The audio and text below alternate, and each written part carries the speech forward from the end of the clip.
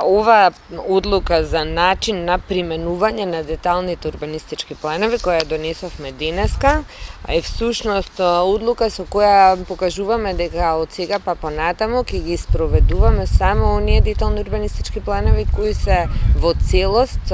усогласени со генералниот урбанистички план на град Скопје од 2012 година и во прилог имаат сите неусогласености и недоследности кои се идентификувани поединечно по секој план кој нема да се спроведува заради тоа, односно сите планови кои се усогласени ќе продолжат да се спроведуваат. Оваа одлука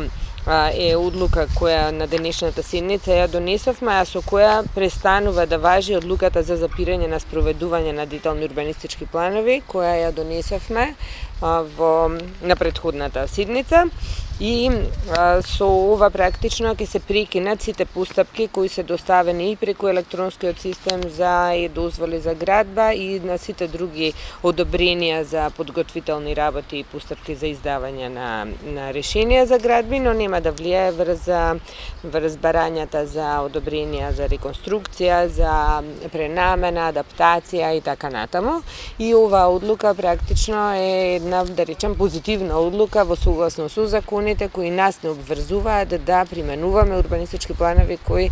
се усогласени со генералниот урбанистички план како планот повисок ранг, но повикувајќи се и на другите начела кои ги наведовме експлицитно во првиот член на одлуката, а кои се практично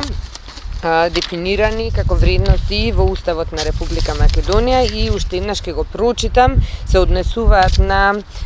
основните слободи и права на човекот и граѓанинот, признаени и со меѓународно право и утврдени со Уставот, владење на право, правна заштита на собственост, хуманизам, социјална правда и солидарност, локална самоуправа, уредување и хуманизација на просторот, заштита и унапредување на животната средина и на природата.